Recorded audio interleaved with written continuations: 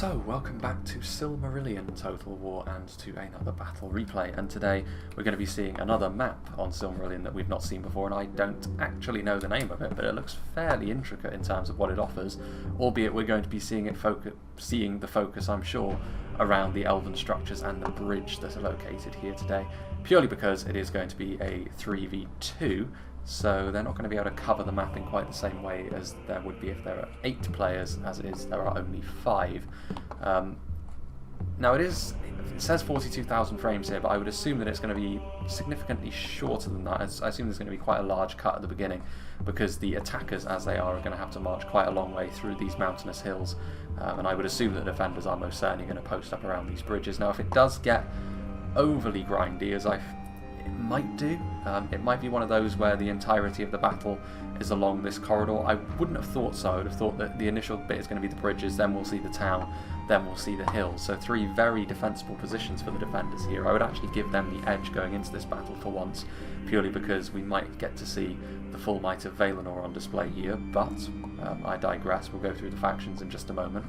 But if that is the case, then I think I will adopt the same sort of strategy as I did with the other really long battles that we've shown so far, where I show it in bits and I take several cuts, like the Commander battle, or like the battle for the Horondor port, which we did recently, or somewhat recently anyway.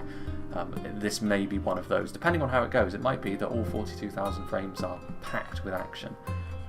We'll have to wait and see. Either way, I'll make the call when the battle is recorded. As for the theme of this battle, it is going to be a pair of high elven factions here on the defence.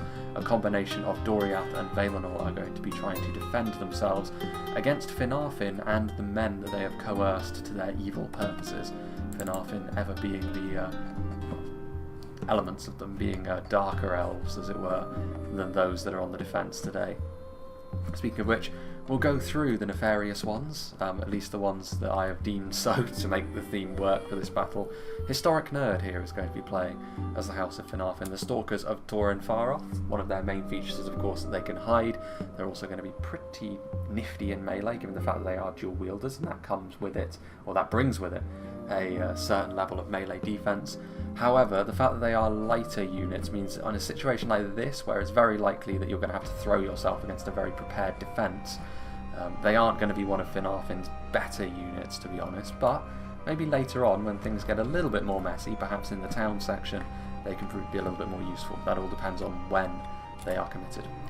Then we have the Defenders of Talof. They are spearmen combined with, I think they are soft target javelins. It's a little bit difficult to determine the difference between the two unless you have an encyclopedic knowledge of the roster, which unfortunately I don't, because Silmarillion is one of those games where I do a battle replay whenever one comes up every now and then, but by the time I do another one, things have undoubtedly changed. Speaking of which, there is a rather I'm on the latest version of the game. I downloaded all the patches in sequential order, and it's got this strange bug going on where I've got the vanilla Medieval 2 menu screen, but everything else seems to work. It's not as if this is played on a different version of the game data as I entered the replay, so that's a little bit of a strange one. But yeah, Defenders of Talof, and the javelins are going to be very necessary, I would suggest, against a force like Valinor. As we saw in the last Silmarillion replay we showed, the only reason really why the attackers had so much success was because they used their skirmishers expertly, and that's going to have to be the case again, considering the defensive position that both Valinor and Doriath occupy.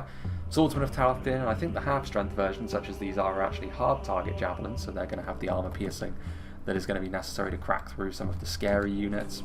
Here we have the company of Prince Gwindor, perhaps a unit where the bonuses of this unique unit are going to be felt more on open maps, because they can have a really long charge distance, which is a very unique little mechanic that they have going for them. It's not going to be terribly useful on this map, I don't think, but even so, they are still slightly superior to the standard Swordsman of Talof in melee, and there are quite a few of them. They don't have the javelins that come with them, but the extra strength in melee might be useful in a situation such as this. Speaking of which, we also have the standard swordsman. In fact, the company of Prince Gwindor also have 20 extra men in the unit, which is a significant thing. Swordsman of Talof, and I think these are soft target javelins with the full unit. Again, another kind of awkward distinction between the two of them. That may very well have changed, to be honest, but I'm not sure if it has. Yeah, 3 units of them, javelins, plus being a good swordsman in melee. This is where Finarfin can really start to shine a little bit, though. The Arqueni Mor Magilwa are a unit which can go toe-to-toe with most of the best of what Valinor have to offer, albeit Valinor have got several units that are capable of doing this sort of thing, whereas Finarfin are limited to really just the one, arguably the two, but the Sartor and Dorato, which are right next to them, are a far more defensive unit in terms of what they offer. But that could pay dividends as well. Here we have the Catapult, which have got some Wardens of Nargothrond as the crew.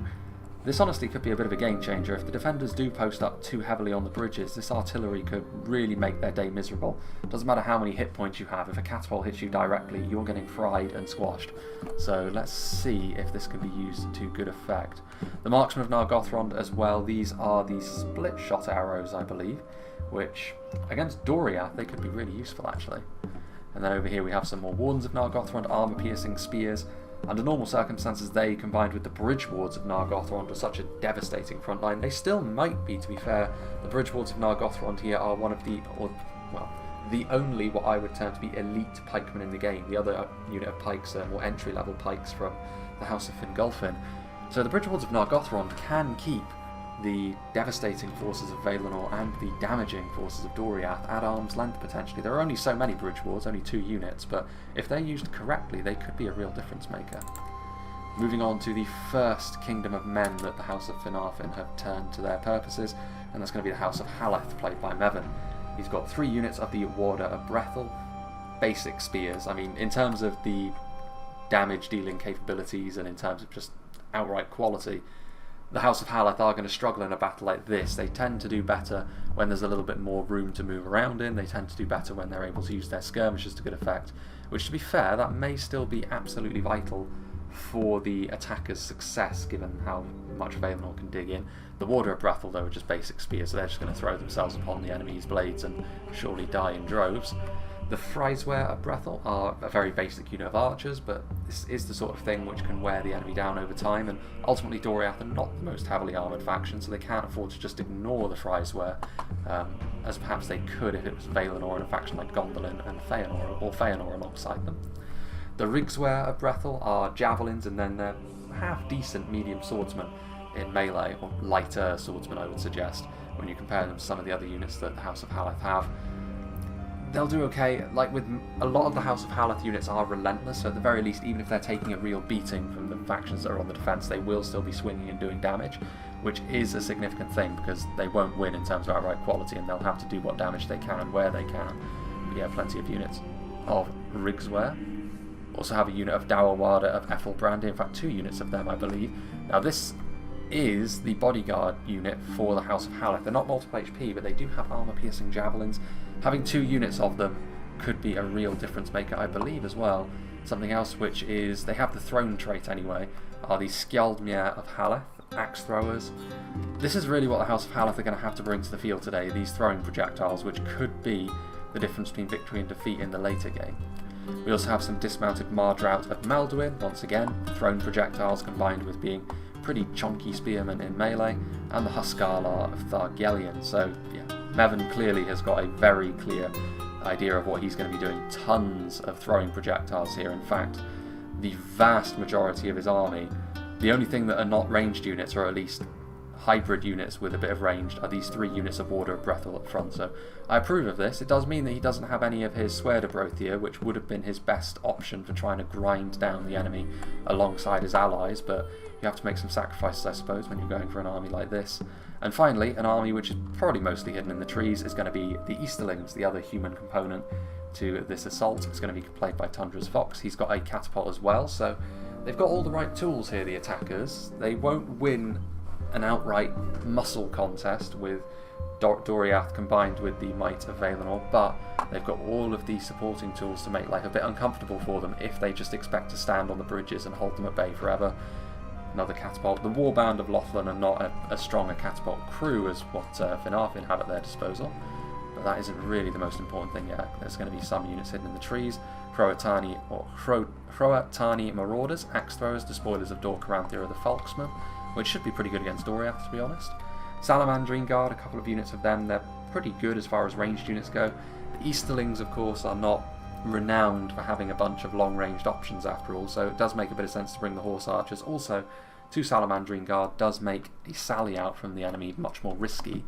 It can still be done, especially with Valinor's mounted units, or unit, I think. No, it is units because they've got a horse archer of their own. But yeah, that should make life a little bit easier for the Easterlings in that regard. This is their only foot archer, of course, the Fangs of the Faithless. Pretty good archers, heavier archers at long range. They're not amazing in melee, they look very impressive, but they're kind of mid-tier in melee, to be honest, but that's still good enough. Their main focus is going to be trying to use up all their ammunition after all. We have over here, it's a rather unique model, isn't it? We have the Sons of Olfang, that may very well be the general, actually, now that I come to think of it. The Sons of Olfang are an armour-piercing shock troop. They are a bodyguard tier unit, technically, much like the Dawada we've already seen there, not multiple HP.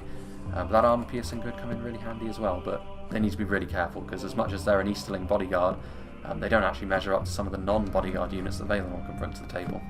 And some Frotani nomads, who are, of course, another entry-level unit of horse archers, and a ballista as well, so 2 units of artillery, going all in for those ranged units. So they're going to have to be very careful here, the defenders. Speaking of which, we shall start off with Doriath, played by Captain Gervais. We've got some shield bearers of Region and some swordsmen of Region.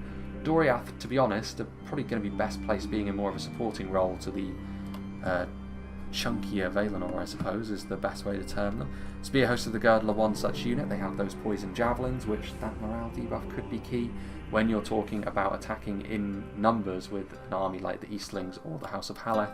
Finarfin will be a slightly tougher nut to crack, but it could still happen as the battle wears on. Wardens of the Girdle, much the same sort of thing. They've got those poison projectiles. The armour piercing of the Warriors of Region will be best served against the heavier units from Finarfin, but even then, Finarfin haven't necessarily gone for that hefty core of Wardens of Nargothrond and other Nargothrond units. They've still got them there, but maybe not in the numbers that you might expect from other battles. So maybe the Axemen are not going to be quite as cost effective as they could otherwise be. We'll have to wait and see. Axemen of the Girdle going to try and go toe to toe with the huge amount of throwing projectiles that the House of Haleth have brought to the table. Shield bearers of Region. They've also got the Donath and Mablung for the same reasons as the Warriors of Region. They may not be as efficient as they would otherwise be, but they're still a fantastic melee unit, and it's still the sort of thing that the attackers are going to want to deal with through means other than just direct combat. Now we have Stewie, who is playing as Valinor, the feared ones. We've got the Swan Guard of Alqualonde, who are going to be covering for some Plaza Gardens of Valimar. They may not have things all their own way with the Bridge Wards of Nargothrond on the field. They're really the one polearm infantry unit that the Plaza Guardians would maybe be a little bit worried about facing. But even so, the armour piercing of the Plaza Guardians still makes them an incredibly dangerous threat if they get up close and personal with a lot of Finarfin's units.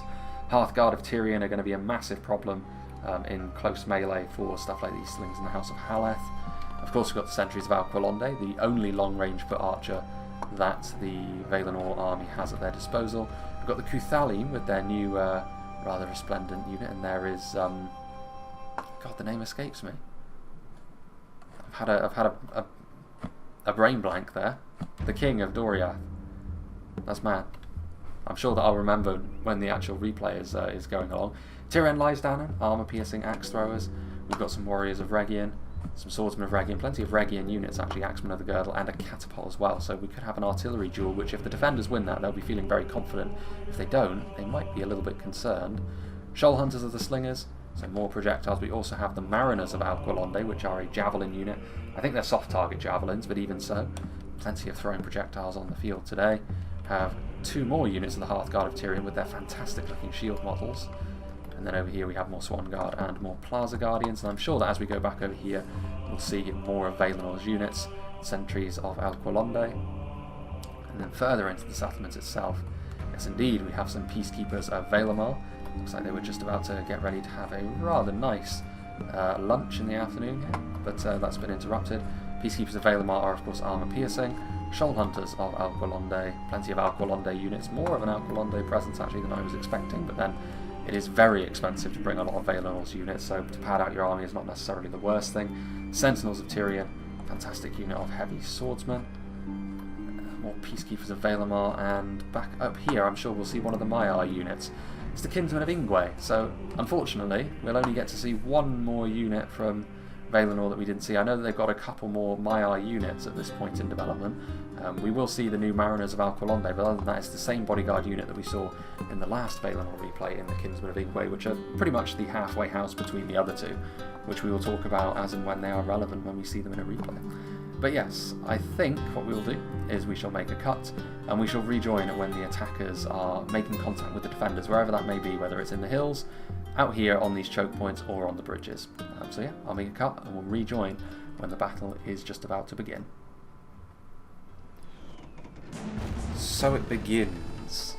The catapults begin their bombardment upon the Finarfin position, getting a few good hits as well, and I would expect, yeah, the bridge walls of Nargothrond are the most likely target because of all of the things Valinor can face. This is probably the most scary thing for them in the game, just because of that extra range that the pikes offer them over anything that Valinor actually has, which is a little interesting thing.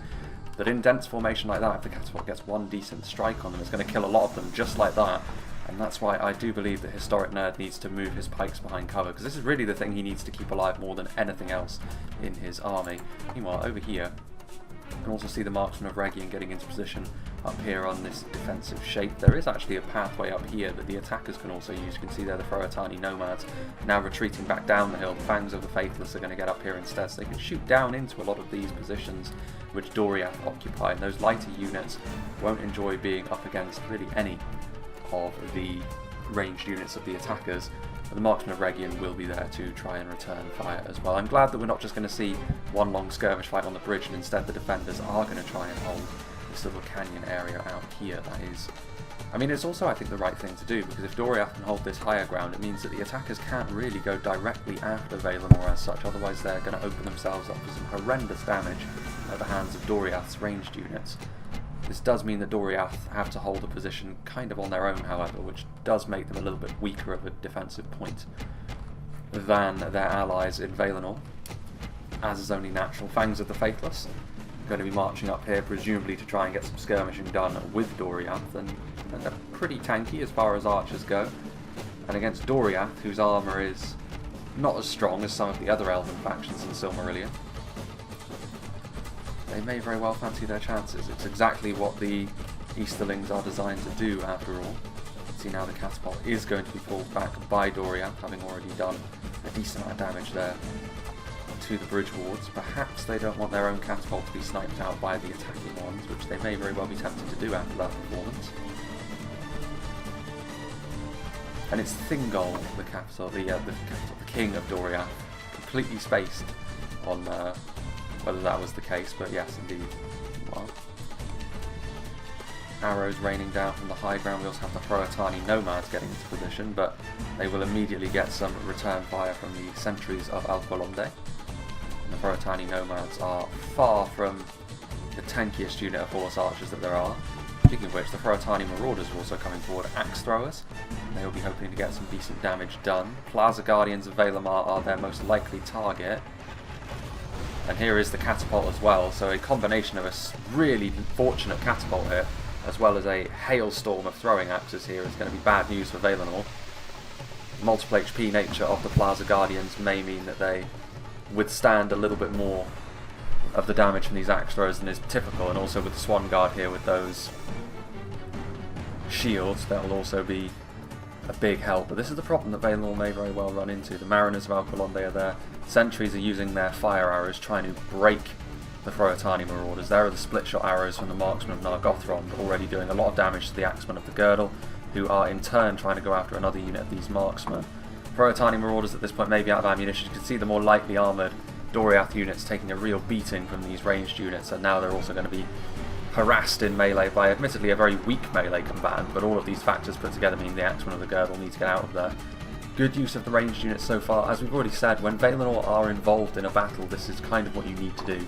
You need to be able to try and weaken them from range. If you just charge into melee, you can't really expect that to go too well for you. Maybe Finarfin are the only ones that can really make that work with their armour-piercing spears, combined with the fact they do have very strong pikemen. But even so, that's a risky game to play. Not really what you want to be doing. The Ballista now getting into place. Once again, they're going to be trying to go after the Plaza Guardians, I would imagine. The horns start blaring out as some more of the Eastlings start moving forwards. Not seeing any aspects of the Haladin moving forward yet. Or at least they haven't arrived as of right now. The Fangs of the Faithless are up here on the high ground, and they are going to try and go back and forth with the combination of the Wardens of the Girdle and the Marksman of Rhegium, but these two Doriath units put together are going to be more than enough to deal with this single Easterling archer. Trying to use their own poison arrows in response. I mean, they'll do a decent amount of damage to the Wardens of the Girdle, I suppose, but I mean, they're just killing off a unit which is slightly weaker than themselves overall. So it's not really going to be too worthwhile here for the attackers, but even still, not entirely sure why there's battle noises coming from down here. Still, the heavier Doriath spears. Looking fairly comfortable so far. Tiny Marauders still trying to do their thing. Defenders of Talof in, so they're still going to be trying to move forward and use their throwing projectiles first and foremost. None of these are going to have that armor piercing that would really tilt this battle fairly heavily in their favour fairly quickly, but the more damage they can do like this, the less of a problem Valinor are going to pose to them later on. Javelins coming forth from the Mariners of Alqualonde, doing a little bit of damage there to the defenders of Talof Dearnin. Tiny Marauders very close in. I mean, this front line has already been cut down to size at this stage. Plenty of throwing axes and javelins, but mainly the catapult doing a lot of damage very quickly to this initial Valinor front line. I don't know if there's much really Stewie can do about this. You're just going to have to use this unit of Plaza Guardians as a bit of a lightning rod for all of these throwing projectiles and hope that they run out. The problem is, I don't really think the attackers are going to run out of throwing projectiles just based on what the Haladin have brought. As we said at the start, only 3 of their units don't have a ranged attack. It's a very specialist army, but it is, I think, the right thing to do in a situation like this. Axemen of the Girdle are there being covered by the Shield Bearers of Rhegium, and the Wardens of the Girdle are trying to fire back as well, but in a skirmish fight with something as savage as the Marksmen of Nargothrond, it's not going to go all that well for them, I don't believe. Meanwhile, we do actually have a bit of an attack over here. This is the Haladin. They have now arrived on the front. It's interesting if they're the ones that have to try and attack Doriath all on their lonesome over here. The Warder of Brethil moving in, going spear to spear with the Spear Host of the Girdle. There's also the Swordsman of Rhegium, but yeah, this isn't going to go very well for just the Warder of Brethil, but they're getting their Rigswehr into position as well. Once again, it's going to come down to the strength of their throwing projectiles, more so for the Haladin than their allies on this occasion. Try and do a bit of damage here to Doriath. Forward comes some Despoilers of Dor Caranthia, Rigswehr who are out of ammunition getting into melee as well. The Despoilers of Dor Caranthia will really help actually. As they come in, they don't manage to get the heavy charge bonus off that Falksmen are known for in Silmarillion. But in sustained melee, especially against something like the Spear Host of the Girdle, the Despoilers will actually be very, very strong. So it's exactly the sort of thing that the Warder of Brethil needed, backing them up in melee. Another unit of Rigswehr who might be out of ammunition. Not a huge amount of damage done to the Doriath front line from the throwing projectiles of the Rigswehr, but they don't have that much ammunition. And they are intended to be, for their tier of unit anyway, a half-decent melee combatant when all is said and done as well, as they charge into melee, swords raised, and they will now also back up the Despoilers of Dor Caranthia. I do not remember if the Rigswehr of Brethil are a relentless unit or not. They may very well be, in which case that's something else they have in their favour as they enter melee with the Doriath front line. Chryswehr are moving forward. Surely they still have ammunition. Are they going to try and shoot at the Wardens of the Girdle? I don't know whether they have the range to do that actually. A very, very basic unit of archers carrying that spear on their back, but still, a little bit of support going on here. Doriath actually shaken with their Spear Host of the Girdle. That may come down to the damage that they're taking at the hands of the Despoilers. Falksmen are remarkably fragile when it comes to taking those projectiles, but if you can get them into melee against the right kind of units, they can do a lot of damage. It's easier said than done, but you can see here the Despoilers doing a decent job. Axemen of the Girdle also moving backwards. You can see over here, chaos is reigning supreme down on the lower ground as well, as the Ravagers of HIMLING move forward in support of the Finarfin push as well. Still javelins are being utilised to try and do some damage in behind, and you can see here actually that they've taken advantage here of a rather haphazard defence from Doriath and Valinor. The Ravagers of HIMLING moving forward, blocking the support. I mean, the Donath and Mablung will of course demolish the Ravagers in melee, especially with a little bit of support they're getting from the Alqualonde units. Down here on the lower ground, this is more of an all-in Finarfin push, not so much of the Easterlings going on down here. Marksmen of Nargothrond moving in as well. The Plaza Gardens of Valinor, very strong, but they are being overwhelmed through sheer numbers here, and that's perhaps why they've committed so heavily with the Hearthguard of Tyrion to try and back them up. The Bridgewater of Nargothrond are in here as well, though, so this is a pretty significant move from Finarfin, because a lot of their strength has been committed forward here. Wardens of Nargothrond, Bridgewater of Nargothrond, You can of course see the company of Prince Gwyndor in there as well, a fairly numerous unit of infantry, which if they lose all of them, that's a large chunk of their strength in melee gone. Really, it's going to come down to whether or not they have the quantity to make this work. There's some throwing axes coming down from the high ground as well, a bit of support from the Easterlings, Rohatani Marauders doing their thing. There was also, I saw a moment ago, the Shoal Hunters of Alcolonde. We saw the pebble projectiles coming in, attacking the Finarfin roster as well. Some flaming shots coming forth from the sentries of Alcolonde. You're very unlikely to rout the House of Finarfin doing that, but still, as long as you're shooting into the bridge wards, that's ammunition well spent. But the axe throwers have got a better firing position, and so far, you have to say, things are going quite well for the attackers. Although up here, they don't have quite so much attacking up this way, Finarfin, and it is going to start to show. The quality of the Hearthguard of Tyrion fighting alongside the Regian units from Doriath is going to mean that the basic Talof units are just going to get run down. Especially when you consider that Donath and Mablung are also up here and doing the business against the Easterling Falksmen that were also committed forwards. Meanwhile, another push going up this way as well. Once again, it's just Talof units though, the Swordsman getting up here, presumably having used their ammunition first, but it's going to be difficult to batter your way through a pretty prepared front line of the shield bearers of Regian. And now the Wardens of the Girdle are also going to move down here, axes in hand, to try and lend a hand. But the Sartor Finderato coming forward, a bodyguard tier unit, could that be enough to make a difference? Or the difference? Certainly be enough to make a difference, but we'll have to wait and see. Meanwhile, up here Doriath are going to start to struggle, because quite a lot of their support is going down to help Valinor on the lower ground. A point-blank javelin volley there from the Rigswehr, but only one of the warriors of Regian actually fall, and when those axes start to rain down upon the Rigswehr in melee, the difference, the gulf in quality will become immediately apparent.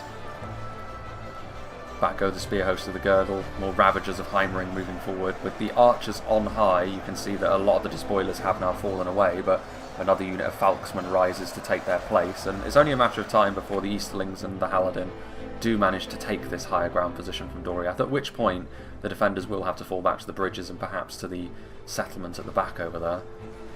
More Ward of Brethel could be committed forward. Of course, the Haladin actually haven't used a ton of their projectiles yet. It's really only been the Rigswehr, maybe a few volleys from the Freiswehr as well. Yeah, they're going to need a little bit more in melee at this point, the attackers, otherwise these warriors of Regian are going to reap a very bloody harvest indeed.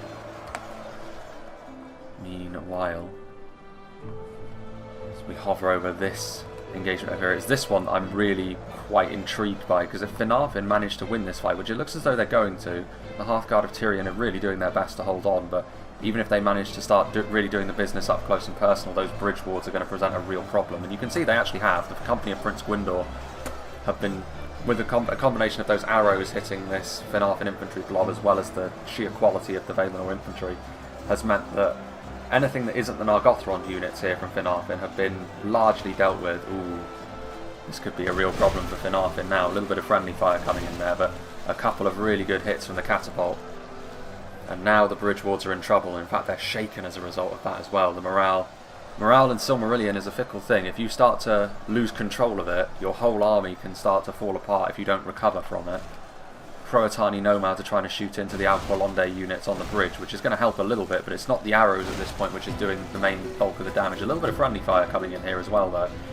And this is going to light a fire under the House of Finarfin, and they're going to try and push through this line at this point. Stalkers of Torren far off also moving forward now to try and help out. They probably wouldn't want to put themselves in range of those archers, but at this point they have little choice. They're going to need to.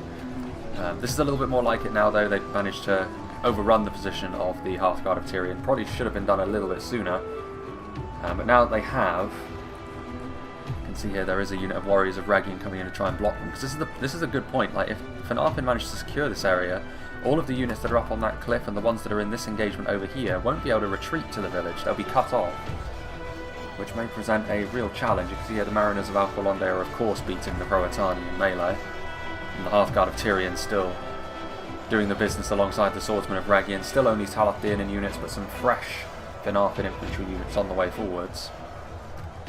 Still those Rohatani nomads. But still a lot in the tank left for the attackers, including a lot of artillery ammunition and a lot of throwing projectiles, speaking of which, they are now being utilised. Swordsman of Talof using their javelins, trying to hit the Wardens of the Girdle here at the back to take away the support of the Shield Bearers of Region, who still, in their shield wall formation, are having a pretty good time of it, you'd have to say. Even with the Sartor Finderato helping them out. They're going to need more numbers to help them there, the Sartor.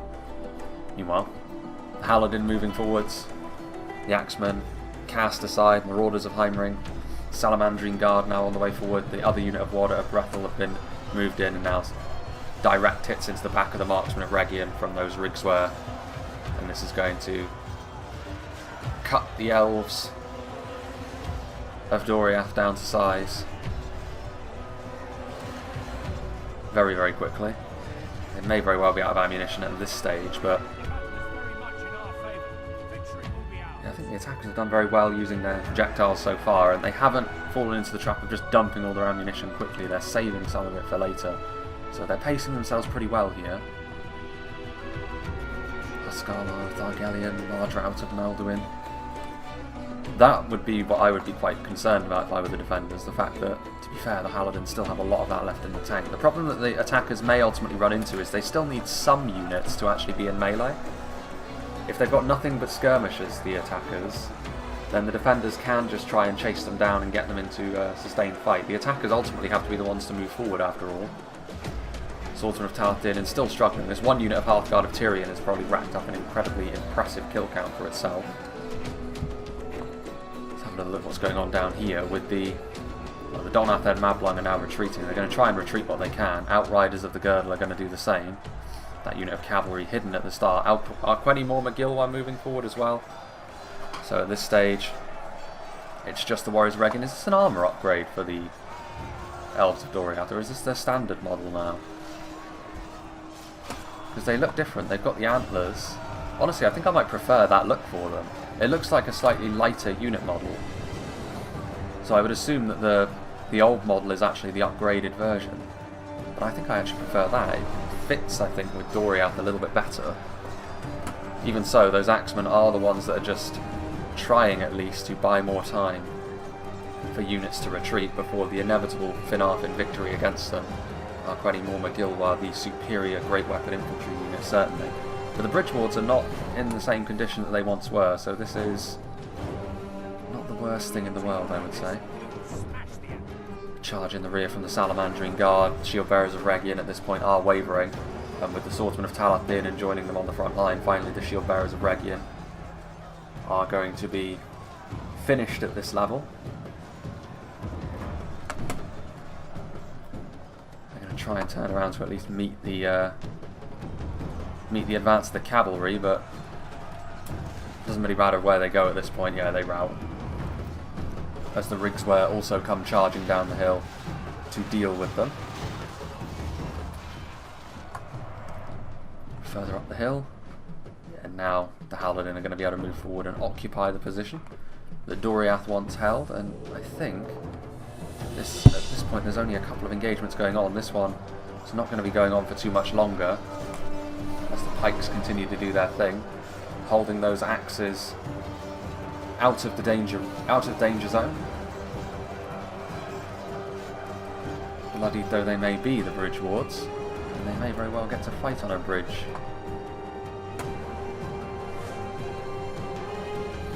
Roratani nomads moving in.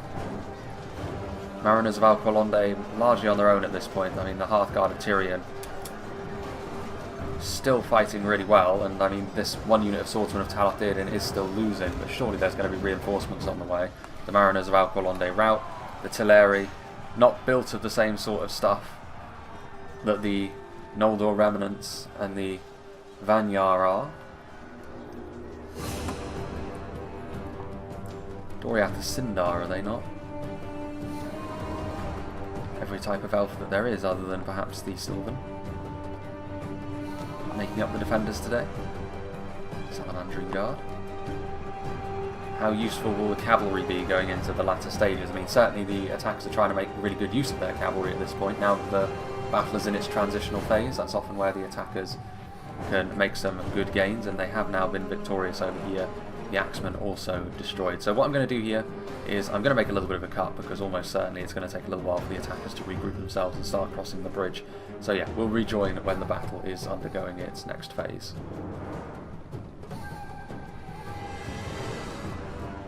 Well, that's most unfortunate for that one Hroatani nomad, I suppose, as the outriders of the Girdle move forward and prevent the Hroatani nomads from at least harassing the lines for now. Again, this is another new unit model. I kind of really like the updated look of some of these Doriath units as they start to move backwards. Hroatani nomads are now pursuing after them.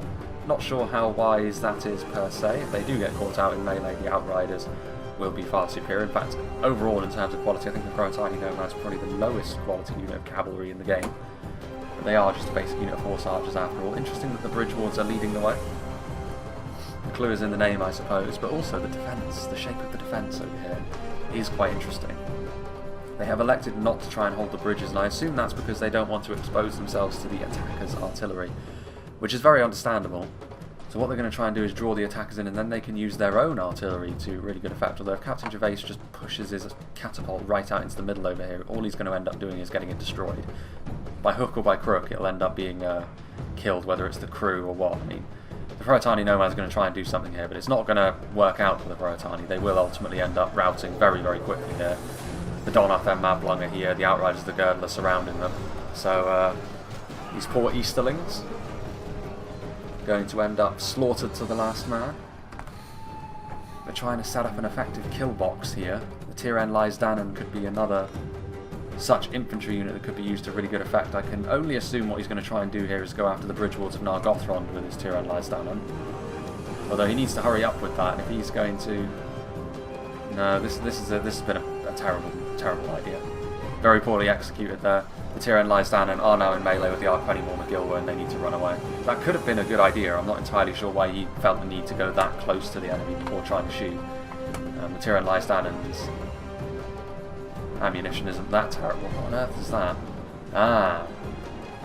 One of the catapults has now been destroyed as the fire arrows try to thread the needle, and they are doing so, getting through the trees there. Fire arrows are a legitimate way to try and destroy artillery pieces after all. I mean, surely what you'd be better off doing is putting the artillery up on this hill over here and you can have a perfect shot down in there. Again, not sure why Captain Gervais feels the need to get his skirmishers so close to the action here. All you're doing is asking for trouble, really. And again, he's moving his Doriath and Mablung. This seems a little bit suicidal. I mean, all of this work to set up a good defence and then you kind of make a complete dog's dinner of it. Doriath and Mablung here. I mean, I suppose they can shoot into the backs of the marksmen of Nargothrond now, try and do a decent amount of damage here to some of these heavier Finarfin units and bunch them up a bit.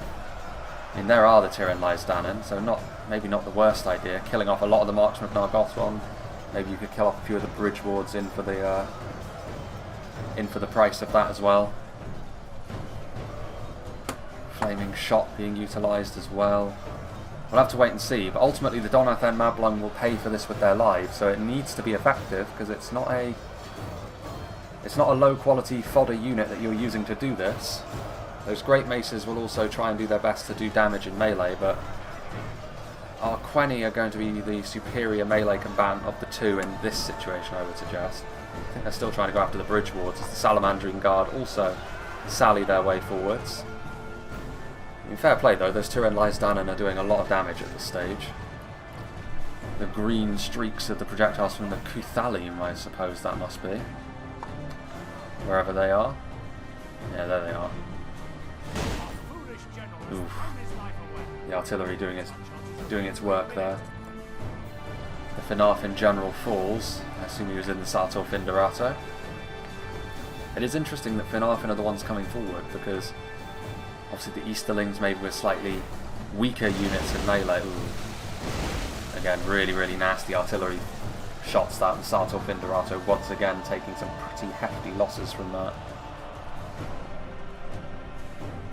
Tiren Lysdanen are shaken, interestingly enough, although I think that might just be the bug of where if the Salamandrine Guard even hit a unit once, it makes them shaken. It doesn't actually mean that they're on the verge of routing or anything. It's just a weird thing that the Salamandrine Guard have, and ultimately the Salamanders themselves aren't doing so well. The Doriath and Mablung have now been cast aside, but at what cost for the House of Finarfin? Forward comes some Rigsware.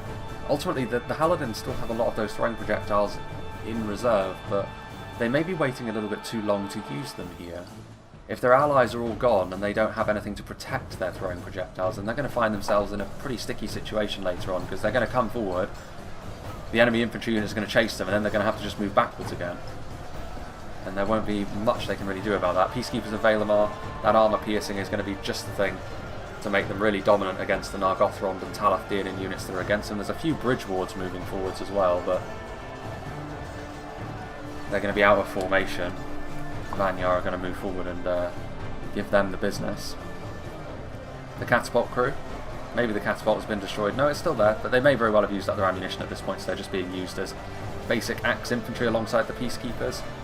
And there's not enough of the Sartor Finderato to have the impact that they would have been hoping for in the earlier part of the battle. Sentries of Alcolonde are there. They're trying to find the gaps here, the attackers, and they're kind of being successful. Some Hearthguard. There's still those Sentinels of Tyrion, of course, who are very powerful in melee. The Outriders of the Girdle looking for an opportunity perhaps to charge in. Maybe they could have gone after the Rigswear, but they're now moving backwards. Are they going to be able to get a charge off? No, this is going to be far too messy. But the Hearthguard of Tyrion are moving in, so the Rigswear will ultimately be caught out in melee. Elsewhere, some sentries have moved in. Swordsman of Talof and trying their best. The Vanyar are surely going to have to be one of the main ways in which the defenders try to win this battle, because even though a lot of the attacking army at this point is skirmish based, perhaps a little bit of artillery in for the price of that as well. Sentries of Alcolonde waiting up on that high ground over there as well. The numbers would still certainly favour the attackers, and there's enough gaps here that Valinor's sheer strength at arms in melee isn't necessarily going to be enough to turn that tide in their favour. The catapult trying to shoot, succeeding at hitting the Kinsman of Ingwe, so Stewie's going to have to move those units at this point.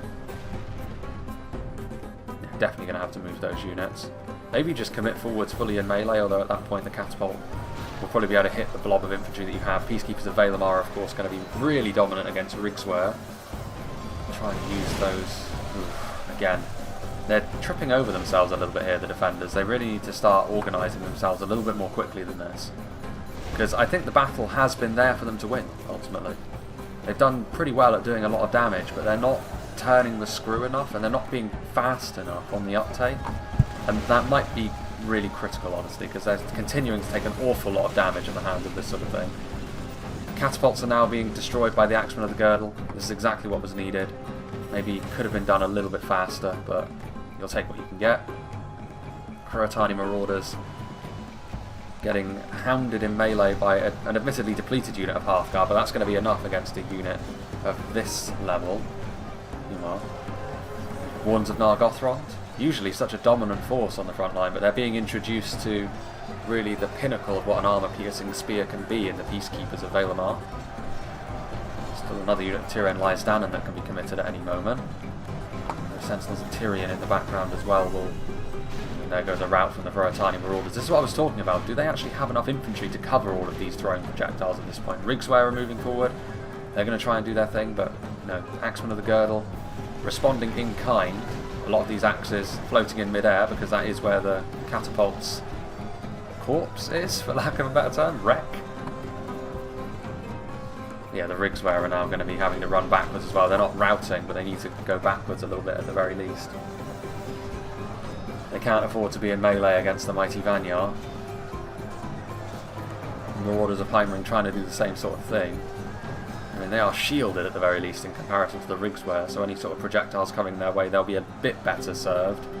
But again, the Rigswear trying to get into...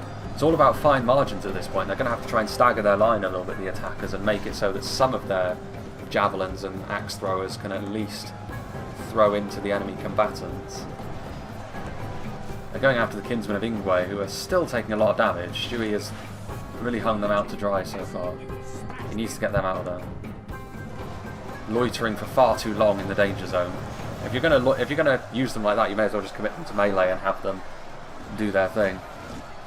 Still a couple of units of those Warder of Brethel, one of them slightly depleted. I mean, they're obviously still going to get absolutely demolished, but they are at least a dedicated infantry unit that can be used as a meat shield.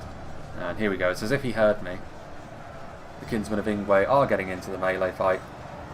Forward come some Doriath heavy spearmen as well.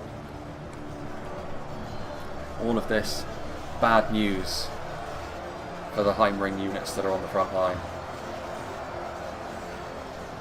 A bit further back, some marksmen of Nargothrond returning from routing, presumably.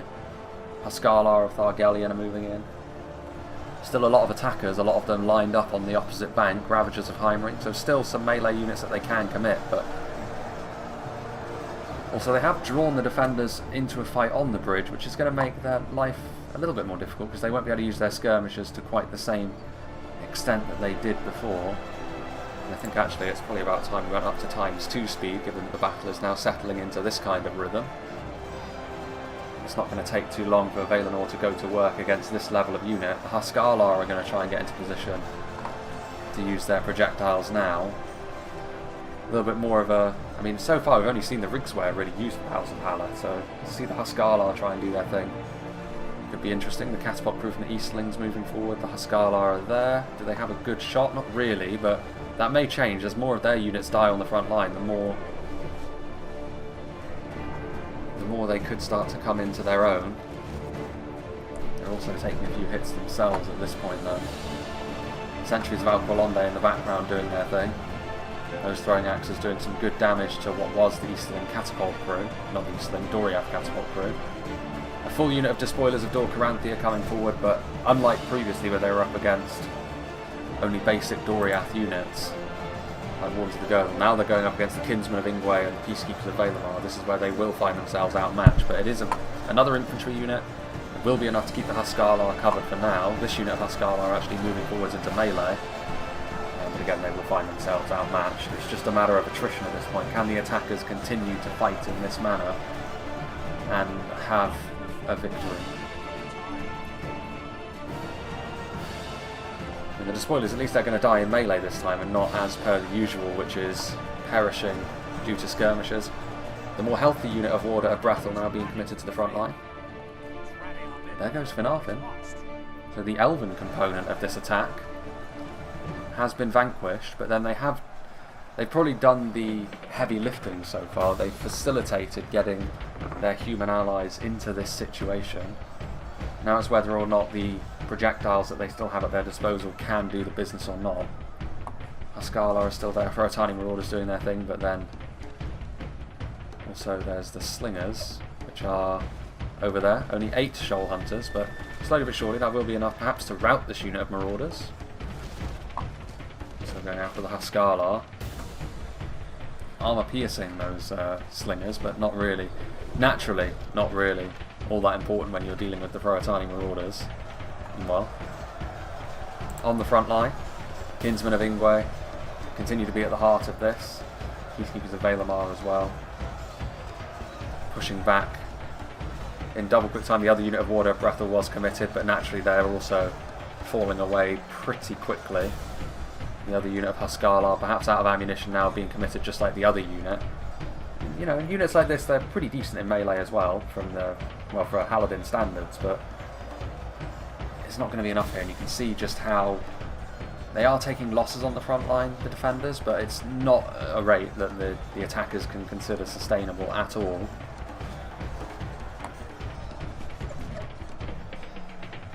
And that there was a ballista bolt.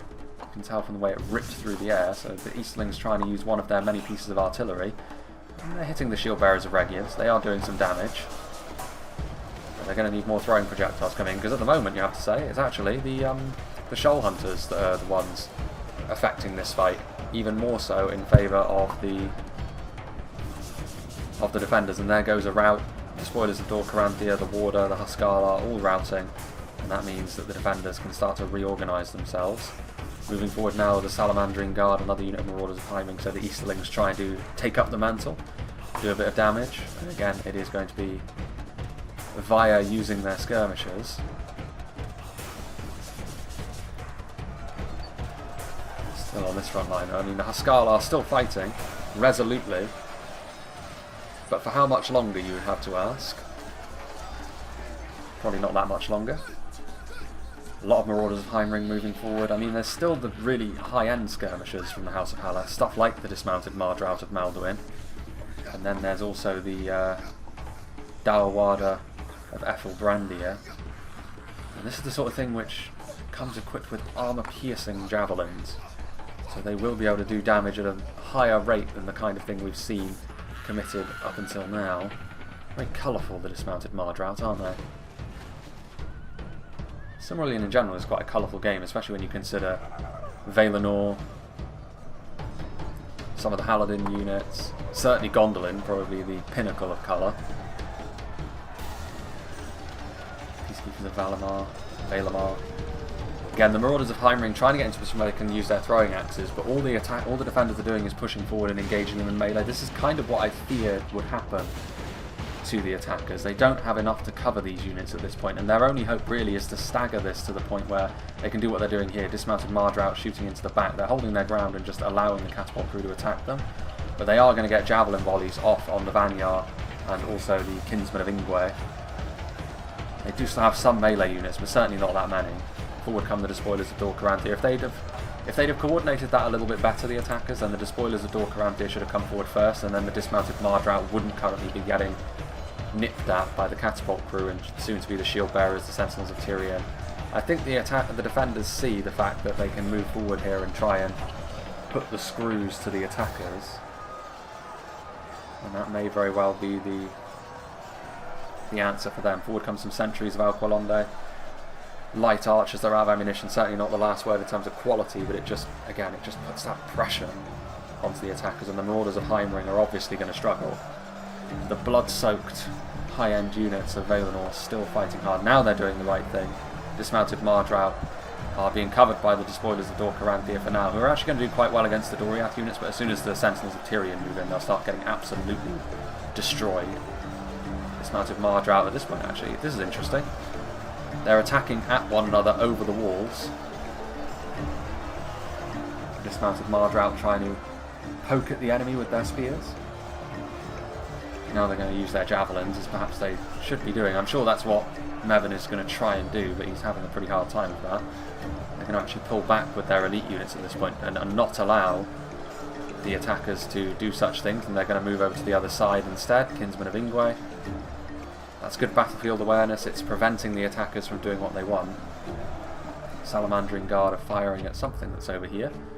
It's the Shoal Hunters of Alqualonde who are continuing to use those slings, and have been using those slings actually to pretty good effect. Once again, the support of the lighter Teleri skirmishing is very important to what Valinor are all about after all. They are now taking a fair amount of damage at the hands of the Fangs of the Faithless and the Salamandrine Guard, but they've certainly done their job, and they will continue to do a bit of extra damage. Where are the Cuthalim? That's them. They may very well be out of ammunition at this point. They've got their swords out.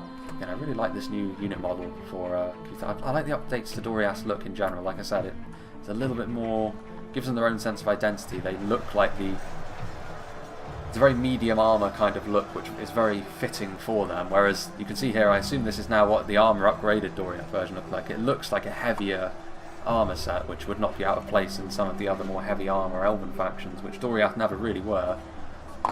They continue to move off down here. I mean, they're taking a lot of damage on the approach here from the Marauders of HIMLING, but Sentinels of Tyrion, multiple HP, Shield Bearers of Region, very nice shield value.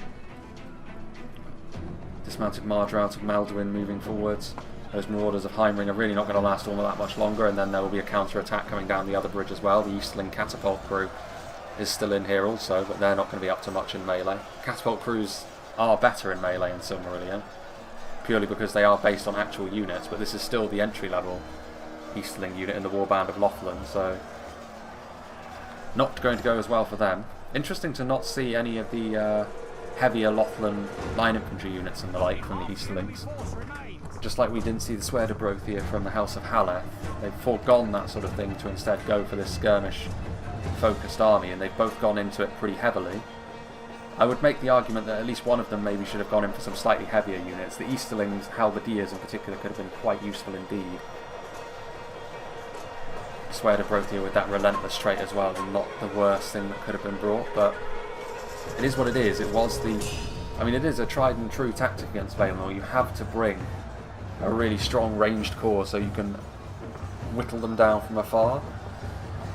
But maybe they went too heavily into that sort of thing. I mean, they may still end up victorious here, the attackers. That will, the ultimate litmus test of whether they went too far into their skirmishes or not will be if they win this battle. If they end up winning, then you have to say they got the balance exactly right. If they lose it, then a couple of units of medium or heavy infantry would have been superior. Meanwhile, the dismounted Mardrout, one of them shooting into the Tyrian lies down, and the other one getting shot by the Tyrian lies down. And not only are those axe throwers armor piercing, but they also have the high mass projectile thing where they send units flying, and that is going to be enough to rout that unit of Mardrout. Salamandrian Guard at this point is just trying to block the advance here. This is a little bit of a messy fight at this stage, which I don't think Valinor will mind, because it will come down to just sheer quality in melee, and with the Hearthguard, Kinsmen of Ingwe, still some Peacekeepers in there. They're going to be doing the business. Forward comes some Shoal Hunters. Swordsman of Regina. The Shoal Hunters, they still have their slings equipped, but they do have those maces in melee as well. Another unit of Swordsman of Regina is probably the last thing the attackers wanted to see coming their way. As Tyrion lies down, and to be fair, have taken a lot of damage at the hands of the dismounted Mardrout as well, so it's basically like trading a unit off one for the other. Those Sentinels of Tyrion are going to pose an enormous problem for all of these units, because they're going to be so good at dealing with the light to medium armour that the Easterlings and the Haladin traffic in.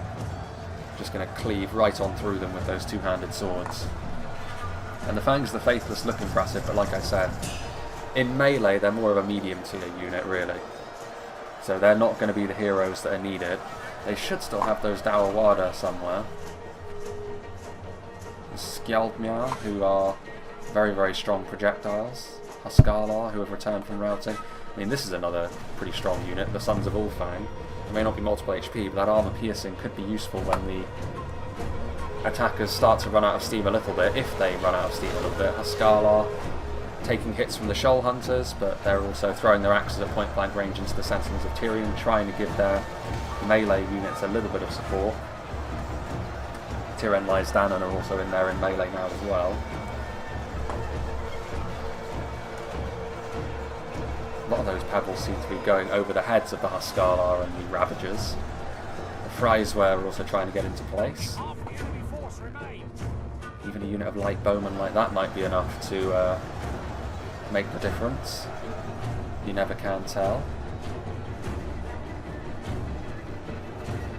Dismounted Mardrout of Malduin. They must have already been committed forward, I suppose. Oh yeah, the Mardrout have. I'm getting confused between them and the Dawawada of Ethelbrandy. And meanwhile, here come the Skjaldmjar, aka the Shield Maidens. Sons of Olfang are actually pulling back at this point because they don't want to get hit by the skirmishers. I mean, they need to be close enough to the front line that they can be committed forward. They're one of the few outstanding infantry units that the attackers have left at this point. There are the two units of Dawawada. And now they're coming back with the Skjaldmjar. At this point, you may as well go all in, I think, as the attackers. That's kind of what the defenders are doing, ish. Certainly Valinor have gone all in. It's really only the Cuthalin that have remained behind. And all of these units are clearly not up to the task. They're going to need something like the Sons of Olfang in melee just to try and give them that extra bit of bite, to give them a chance at least of bringing the Sentinels of Tyrion down. Forward come the Fryswear, pulling out their spears with their bucklers. I'm surprised the Salamandrian Guard is still fighting in melee, to be honest with you. The Cuthalin have moved forward now. 34 of them pulling out their swords. They'll be able to cleave their way through the Ravagers of HIMLING. Numbers-wise, the attackers still have the edge, of course, but it's just a question of whether they actually have the quality. Another unit of Warriors of Reggian, 122. I think that is the last unit that they have left in this little township on this island. So 122 is the only reinforcements they have left, whereas the attackers do have the Sons of Olfang, they do have the Dawawada, and they do have the returning from routing Huskalar. So there's more left that the attackers can give, but they need to give more because they're still being turned backwards by the sheer might of the defenders in melee. Sons of Olfang are now getting into melee, but it might be a little bit too late already. The Mardrout coming forward, the Skjaldmjar. And the problem with an engagement like this is it's going to be really difficult to use those throwing projectiles because it's such a mess. Unless you can see a gap in the line where you can hit them perfectly, it's going to be really difficult to use them as effectively as you might like. Dismounted Mardrout trying to do their thing. I mean, among the Haladin units, they are going to be able to put up more of a fight in comparison to many of the others. Here are the Huskarlar, a good opportunity for them to use their throwing projectiles before the Cuthalim cut their way through the Ravagers and the Fryswear. And they are going to hit rather nicely into the ever-depleting Shoal Hunters, but Shoal Hunters really aren't the most powerful unit that you could be trying to aim at, but you've got to try and take what you get, I suppose. Not many Fryswear left, they will almost certainly rout at some point soon. Sentinels of Tyrion, only 38 of them remain. That could be the difference here. It might be that the really strong units that the defenders have left just might not have the necessary gumption left in them to finish them off. I mean, we are well within the final 10,000 frames at this point. The issue I can see is that the Haladin and the Easterlings are also far more likely to rout than the defending elves that remain. Ravagers of HIMLING, who are almost now completely destroyed, as you would expect. The Kinsmen of Ingwe, only 13 of them alive, but they have been fighting like lions on that front line for a long time at this point, and that was after already taking a few hits from the catapult and from a throwing axe projectile or volley or two. Actually still some Hearthguard in there as well, or is that just an officer? No, it is one Hearthguard. 33 Cuthalim can move forward. Oof, but they're also going to be one of the targets of those Huskarlar that still have a few throwing axes left to their name. Forward come the Fryswear, another full unit of Fryswear, and the Dawada, so I completely neglected that unit of 120, but again, it's not going to be enough to offer them muscle on the front line, which is really what they're going to require.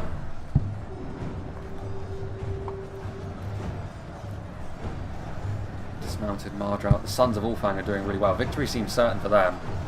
Again, this is alongside the Honour Guard. This is the very best that the Easterlings have in melee after all, so it shouldn't be too surprising that they're putting up by far the best fight of all the units that are on the front line still. Skjaldmjar are trying to get into position. I mean, this is all going to come down to whether the Skjaldmjar and the Dawada can use their projectiles effectively or not, because if they can, they'll be able to do a lot of damage very quickly to the defenders, and then the numbers situation is going to get pretty grisly for them. If they can't, then they're just going to get engaged in melee by all of the units. The Cuthalim moving forward, the Huskarlar are doing their thing. Dismounted Mardrout. Haladin continuing to fight their level best. The Sons of Olfang, though, look at how quickly the numbers in that unit are tumbling. I mean, they're doing damage, but they themselves are taking a lot of losses. That probably is the Easterling general that has also just fallen now that the Easterlings on the front line are shaken. The Skjaldmjar are doing a good job though. They are hitting the enemy, which is all you can really hope for. There is still that one unit of warriors which hasn't been committed forward, I assume, just so they have something in reserve in case these skirmishers start to really do the business. The Cuthalim at some point will be enough to start turning these Huskarlar back as well. There's also a few Kinsmen of Ingwe left in there. Sons of Olfang, their morale has actually stabilised after the loss of their general, and the Swordsman of Region rout as a result of those throwing projectiles. The Dawada having the intended effect. And this is what I was talking about. I mean, if they can get those shots off, it is going to get pretty painful for them. Still some Rikswear in there, which is amazing considering they've been involved in the Haladin efforts ever since the opening phases. Sons of Olfang proving themselves in melee as well. Continuing to cleave through the enemy with their serrated falxes. Fangs the Faithless almost completely gone at this point with their one-handed variant of that weapon. Now it's going to be a I don't know, to be fair. I think this might be victory for the attackers at this point. Not entirely sure what's going on there. Looks like it was on the side of the bridge or something.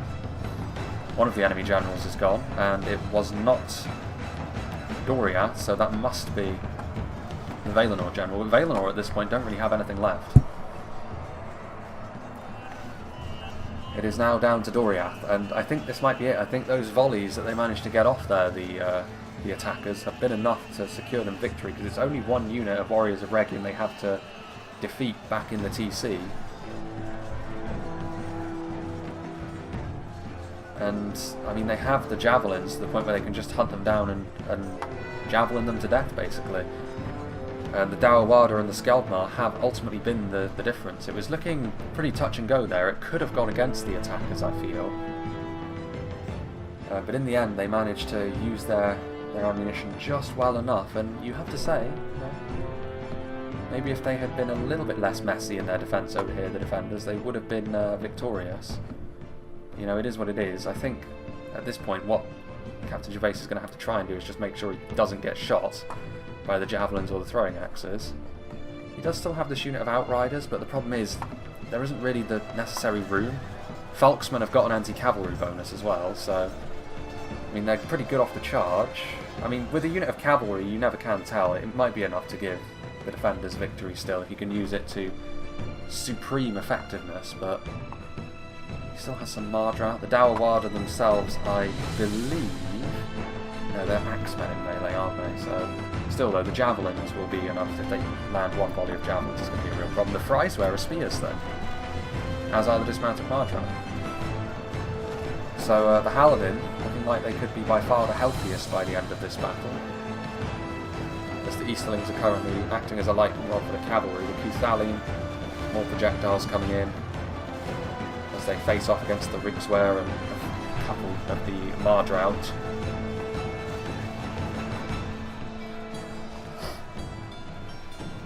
And the Freiswehr are going to go there, and the rest of these units, I mean, they may as well move forward. I'd be really surprised if the attackers didn't win from here. They have what it takes. And there are the Kinsmen of Ingwe. The Outriders of Doriath have vanished into the ether. But a close battle and a tightly contested one.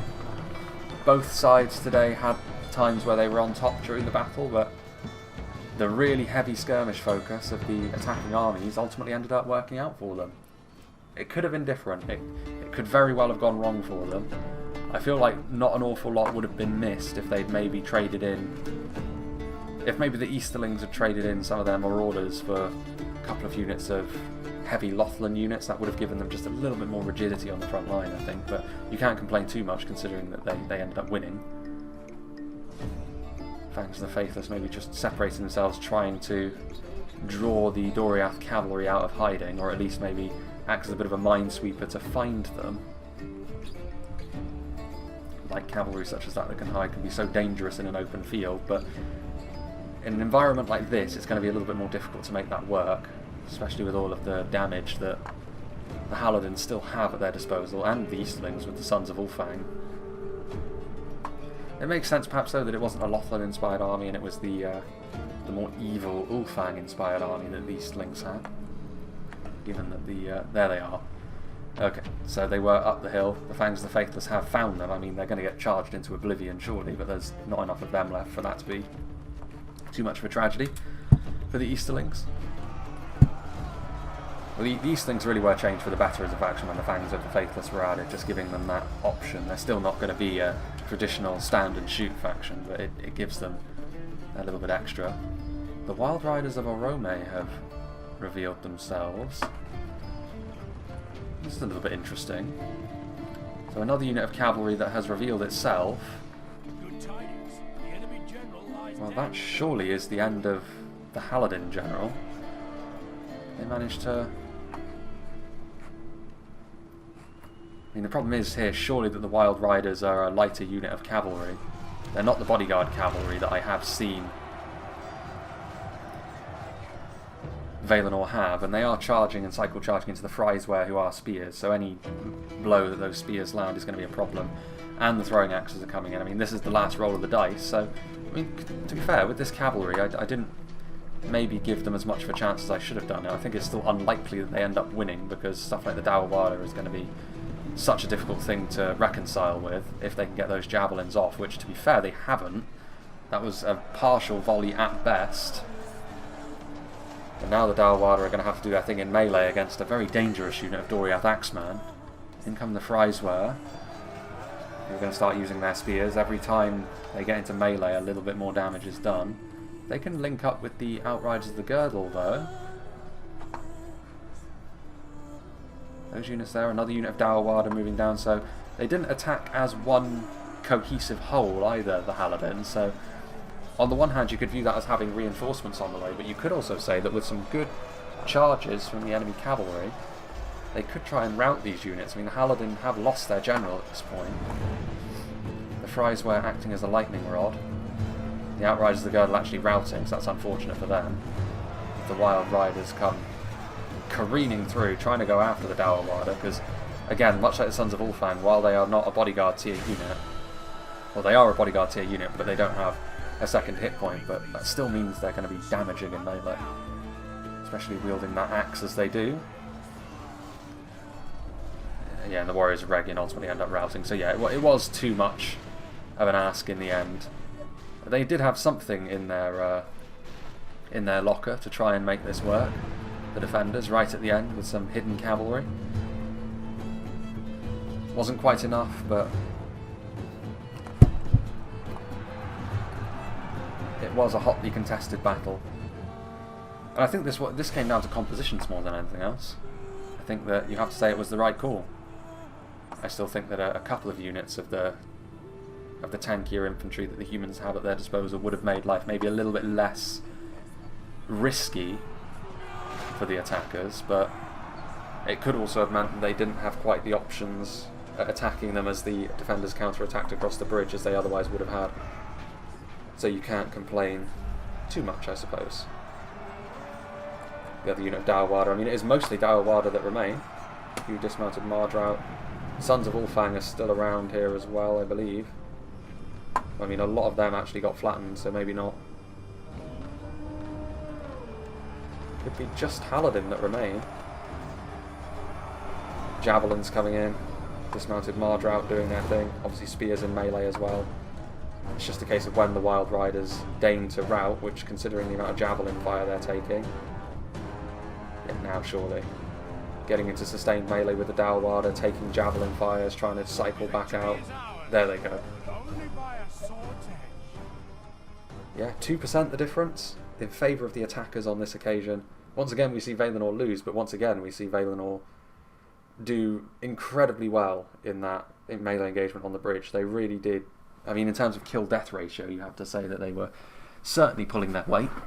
So, yeah, big thank you to Historic Nerd for sending this one in. Big thank you to all of the players that are part of this battle replay. Interestingly enough, Historic Nerd is the only name that I haven't seen regularly on my channel. So, big thank you to him. And he performed a very important role for his team here. He was by far and away the first player to be taken out of proceedings, but he was also the cannon fodder, the lightning rod, as it were. And that is an important role that I keep saying that the attackers have, especially when they outnumber the defenders like this. You have to understand the defenders are going to have the higher quality. But those extra numbers really do give you all of the tools you need to make life incredibly difficult for them to win. But generally speaking, someone, or at least if you're going to try and share the load, a portion of everyone's army needs to be the fall guys. And on this occasion it was the House of Finarfin, which is kind of interesting considering you'd expect Finarfin to be the ones that you would want to keep alive, given that they're the ones with the quality and the kind of units that would give, certainly Doriath, but also Valinor, pause. But on this occasion, no. And it ended up working out very well for them nonetheless. And all of those throwing projectiles, of course, made life very difficult.